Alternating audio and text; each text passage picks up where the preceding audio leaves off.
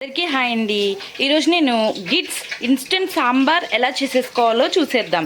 Easy అండి, just 3 easy steps మాత్రమే.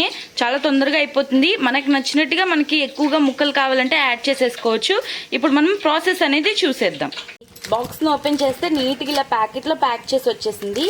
దీన్ని ఓపెన్ చేసేసుకొని ఈ వాటర్లోకి యాడ్ చేసుకుందాం.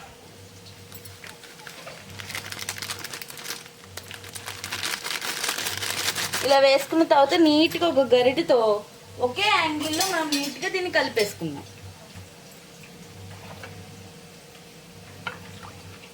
స్మెల్ అయితే సూపర్ ఉందండి. ఓపెన్ చేయంగానే చాలా నచ్చింది నాకు.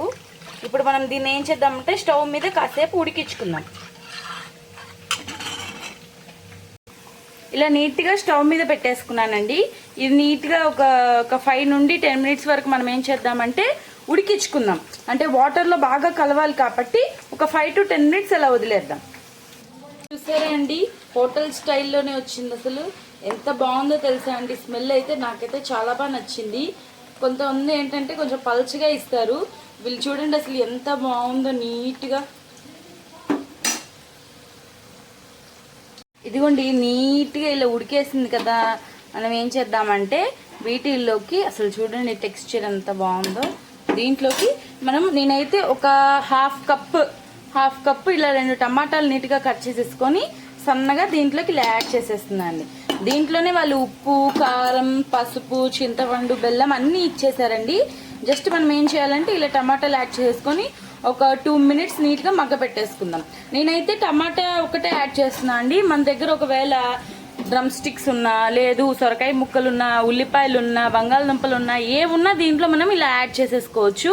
నాకైతే అవన్నీ ఇష్టం ఉండవు కాబట్టి నేను జస్ట్ ఏం చేస్తున్నానంటే టమాటా ముక్కలు మాత్రమే వేసేసుకున్నాను. ఇప్పుడు వీటిని నీట్గా మగ్గించేసుకుందాం. దీంట్లో మొత్తం కలిసిపోయేలాగా ఉడకబెట్టుకుందాం. మనము పోపు వేసేసుకుందామండి. పోపులోకి ఏం కావాలంటే ఆయిల్ పెట్టేసుకొని హీట్ ఎక్కిన తర్వాత ఒక స్పూన్ ఆవాలు, ఒక హాఫ్ స్పూన్ జీలకర్ర వేసేసుకుందామండి. ఇంకేమీ యాడ్ చేయొద్దు. ఇంకేమైనా యాడ్ చేస్తే బాగుండదు. దీంట్లోకి నెయ్యితో వేసుకున్న పోపు అయితే సూపర్ ఉంటుందండి. నేనైతే ఒక 2 ఎండుమిర్చిని కూడా యాడ్ చేస్తున్నాను. అంటే 2 అంటే ఇట్ మీన్స్ ఒక దాన్ని హాఫ్ చేసేసి దీన్ని కూడా యాడ్ చేస్తున్నాను. ఈ మిశ్రమంలో ఇంకొకటి అసలైన ముఖ్యమైనది ఒకటి ఉందండి, ఇంగువ. దీన్ని కూడా యాడ్ చేసుకుందాం. యాడ్ చేసుకుంటేనే దీనికి సూపర్ ఉంటుంది, ఈ ఫ్లేవర్ తగిలి. సో ఇప్పుడు ఈ పోపు వేగంగానే మనము సాంబార్లోకి వేసేసుకుందాం. ఇదిగోండి సాంబార్ అయితే నీట్గా ఉడికేస్తోంది. దాంట్లోకి పోపు అనేది యాడ్ చేసేసుకుందాం. స్మెల్ అయితే సూపర్ ఉందండి. ఇంతగా ఉంటే అంతా మనం కరివేపాకు కూడా వేసే పని లేదండి, వాళ్ళే ఇచ్చేశారు.